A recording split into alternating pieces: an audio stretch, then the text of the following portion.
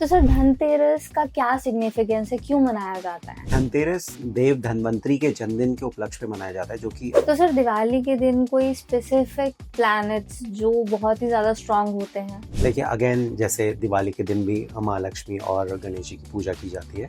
तो सबसे ज़्यादा जो स्ट्रॉन्ग प्लैनेट होता है उस दिन वरुण देव के कहर से, मतलब बरसात के कहर से बेसिकली अपने गांव को बचाने के लिए, प्रोटेक्ट करने के लिए श्री कृष्ण ने गोवर्धन पर्वत को अपनी सबसे छोटी फिंगर में उठा लिया था। और सर फाइनली भाई दूज। इस दिन ना यमराज और यमुना का मिलन हुआ था, दोनों भाई बहन हैं। तो इसके लिए इस त्योहार को सेलिब्रेट किया जाता है। Hello everyone and welcome back to our podcast series of the basic understanding of gemstones. I am your host Rashmi and आज हम बात करने वाले हैं साल के सबसे मैजिकल डेज की, जो कि है दिवाली के 5 दिन, धनतेरस, नरक चतुर्दशी, दिवाली, गोवर्धन पूजा एंड भाई दूज। ये 5 दिन सिर्फ एक फेस्टिवल नहीं बल्कि आपकी वेल्थ, हेल्थ, लव और ग्रेटिट्यूड के स्पिरिचुअल लेसन्स छुपे हैं। तो चलिए शुरू करते हैं हम धनतेरस से। तो सर धनतेरस का क्या सिग्निफिकेंस है? क्यों मनाया जाता है? देखिए धनतेरस देव धन्वंतरी के जन्मदिन के उपलक्ष्य में मनाया जाता है, जो कि आयुर्वेद के रचयिता हैं, जिन्होंने आयुर्वेद की खोज की है बेसिकली। और साथ ही साथ कहते हैं धनतेरस के दिन जैसे हम लक्ष्मी और गणेश पूजन करते हैं, तो लक्ष्मी डिनोट करती है वीनस को और गणेश जी मरकरी को। तो उस दिन इनकी एनर्जीज बहुत हाई होती हैं। तो आप उस दिन अपने मतलब लक्ष्मी गणेश की पूजा करके और कुछ रत्न धारण करके भी उन एनर्जीज से अपने लक को चेंज कर सकते हैं या कुछ बेटरमेंट पा सकते हैं। Okay sir, this is very interesting. And ये भी माना जाता है कि जैसे लोग बहुत हम्म कुछ खरीदते हैं ना, और शुभ माना जाता है खरीदना, हम्म और ये किस हद तक सच है? देखिए खरीदने की बात जहाँ तक आई, तो कोई भी फेस्टिवल होता है तो शॉपिंग तो डेफिनेटली होती है, बट धनतेरस के दिन अगर स्पेशली हम बात करें, जो भी शुभ वस्तुएं हैं यानी कि जो प्योरिटी को दर्शाती हैं, जैसे कि गोल्ड हो गया, सिल्वर हो गया, ये सब खरीदना लकी माना जाता है, अच्छा माना जाता है। हर चीज़ नहीं खरीदी जाती धनतेरस के दिन। अगर आप बोलें कि हाँ मुझे कुछ मादक पदार्थ खरीदने हैं या लोहा खरीदना है, तो वो निषेध है, वो नहीं खरीदा जाता। स्पेशली अगर आप सोना या चांदी खरीद रहे हैं तो वो ज़्यादा प्रतीकात्मक और शुभ माना जाता है। तो सर जैसे कि गोल्ड या चांदी जो है उसको खरीदना शुभ माना जाता है। अपार्ट फ्रॉम दैट कोई ऐसी रेमेडीज या कोई रिचुअल्स जो हम धनतेरस के दिन कर सकते हैं? जी, बिल्कुल। देखिए धनतेरस के दिन जो हम सेलिब्रेट कर रहे हैं और जो हम बात कर रहे हैं कि वीनस और मरकरी काफ़ी स्ट्रॉन्ग होता है उस दिन, तो उस दिन हम उसको स्ट्रॉन्ग करने के लिए काफ़ी रेमेडीज़ कर सकते हैं। सुबह हम लोग प्रॉपर स्नान करने के बाद सफ़ेद वस्त्र धारण करके श्रीम मंत्र का जाप कर सकते हैं। साथ ही साथ ओम गण गणपते नमः।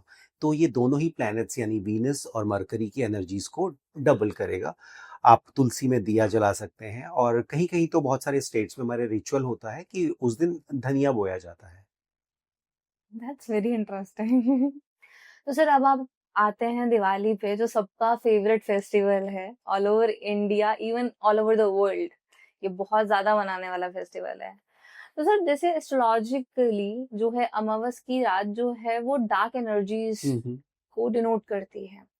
फिर इस दिन पूजा क्यों की जाती है? अपार्ट फ्रॉम द फैक्ट कि रामायण का जो सिग्निफिकेंस है कि राम जी और सीता जी अयोध्या लौटे थे, अपार्ट फ्रॉम दैट क्या सिग्निफिकेंस है? देखिए, बहुत अच्छा सवाल आपने किया। और जैसा आपने बताया कि इस दिन वनवास काटकर प्रभु श्री राम और माता सीता अयोध्या वापस लौटे थे। तो उस दिन था क्या? उस दिन अमावस्या थी। अमावस्या क्या होती है? डार्कनेस। हम्म। तो सेलिब्रेट कैसे करें, राइट? तो डार्कनेस को आप कैसे दूर कर सकते हो? लाइट्स के थ्रू। उस टाइम लाइट तो होती नहीं थी, तो दिए जलाए जाते थे, तो इसलिए पर्व का नाम पड़ गया दीपावली। ठीक है? और आप होता क्या है कि जब भी कोई रात होती है, तो रात के बाद सुबह आती ही आती है। तो इस दिन नेगेटिव एनर्जीज कहते हैं कि बहुत ज़्यादा एक्टिव होती हैं किसी भी अमावस्या के दिन। और मूड फ्लक्चुएशन फ्लक्चुएशन लोगों में रहता है कि चंद्रमा विजिबल नहीं होता है। तो चंद्रमा आपके मन का कारक है, जो आपके इमोशंस और फीलिंग्स को कंट्रोल करता है। तो उस दिन बहुत ज़्यादा प्रॉब्लम्स होती हैं मूड फ्लक्चुएशन की।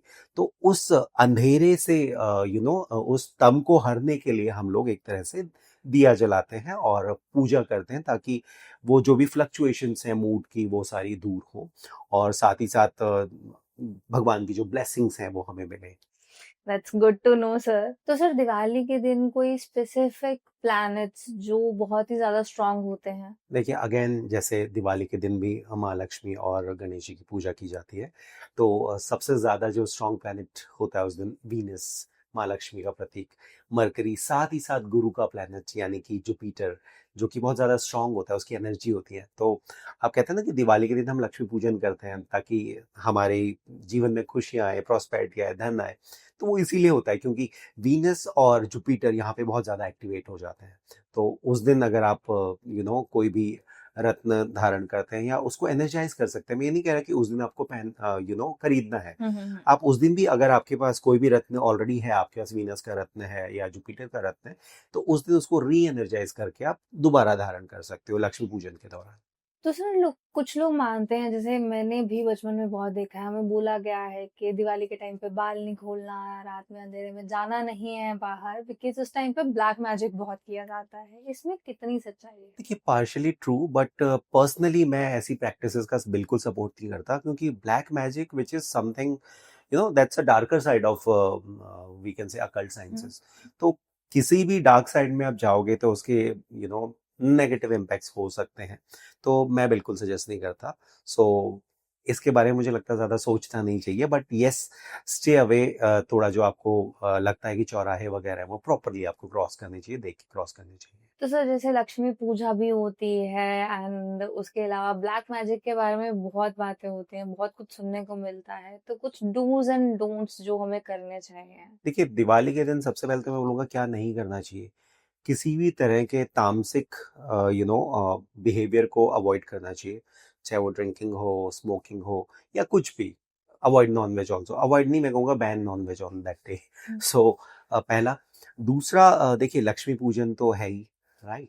वो तो आपको करना चाहिए, प्रॉपर विधिवत तरीके से करना चाहिए। घर में पूजन करते वक़्त आप घर का जो मेन एंट्रेंस है वहाँ पे लक्ष्मी के जो कदम होते हैं, देवी लक्ष्मी के कदम, वो पेस्ट कर सकते हैं, बना सकते हैं आलता से। साथ में रंगोली बना सकते हैं। अ, एक तरह से हम ना वो पॉजिटिव वाइब्स को इनवाइट कर रहे हैं अपने घर में। और जो मेन एंट्री जो डोर है वहाँ पे स्वास्तिक का निशान, साथ साथ में आप लक्ष्मी यंत्र की अगर कोई फोटो है आपके पास, कोई स्टिकर है, तो वो भी पेस्ट कर सकते हैं। वो काफ़ी हेल्पफुल रहता है। लोटस का सिंबल आप यूज़ कर सकते हैं। घर में सिल्वर कॉइन आप ला सकते हैं। हम्म। तो छोटी छोटी रेमेडीज आप उस दिन कर सकते हैं टू स्ट्रेंथन योर प्लैनेट्स और प्रॉस्पेरिटी को अट्रैक्ट करने के लिए। और सर इसके अलावा जैसे डूज एंड डोंट्स हो गए, उसके अलावा कोई रेमेडीज जो कर सकते हैं? बिल्कुल, देखिए, मैं हमेशा से कहता हूँ कि दान पुण्य से बड़ा कोई रेमेडी नहीं होती है, राइट? सो इस दिन आप चावल हो गए और चीनी हो गई, इस तरह की चीज़ें उस दिन निकाल के रख लें और नेक्स्ट डे आप दान कर दें। सेम डे अगर पॉसिबल नहीं होता है, सेम डे होता है तो दैट्स फाइन। अगर नहीं पॉसिबल है, नेक्स्ट डे आप दान कर दें किसी भी ज़रूरतमंद को। हम्म। तो वो सबसे बड़ी रेमेडी हो जाती है इसमें। साथ ही साथ आप लक्ष्मी जी के मंत्र का जाप कर सकते हैं, श्रीम मंत्र का। जितनी बार आप जाप करें उतना ही आप समझिए कि अपना वीनस भी स्ट्रॉन्ग कर रहे हो, साथ साथ वेल्थ एंड प्रॉस्पेरिटी को अट्रैक्ट कर रहे हैं। तो सर अगला दिन जो है वो गोवर्धन पूजा का होता है, तो इसकी क्या सिग्निफिकेंस है, क्या हिस्ट्री है? देखिए, वरुण देव के कहर से, मतलब बरसात के कहर से बेसिकली अपने गांव को बचाने के लिए, प्रोटेक्ट करने के लिए श्री कृष्ण ने गोवर्धन पर्वत को अपनी सबसे छोटी फिंगर में उठा लिया था। तो इस वजह से ये गोवर्धन पूजा को मनाया जाता है, सेलिब्रेट किया जाता है। इस दिन लोग अनाज के पर्वत बनाते हैं, मतलब अन्नकूट बनाते हैं बेसिकली, और लॉर्ड कृष्णा को ऑफर करते हैं। तो आप कह सकते हैं लॉर्ड कृष्णा का जो ये रूप है जिसमें उन्होंने गोवर्धन पर्वत को अपनी सबसे छोटी उंगली में विराजित किया। तो आप इसको कहीं ना कहीं एक नर्चरिंग नेचर आप मान सकते हो कि वो पूरे गांव को प्रोटेक्ट कर रहे हैं, नर्चर कर रहे हैं, राइट? सो इसको हम मून से कहीं ना कहीं रिलेट करते हैं।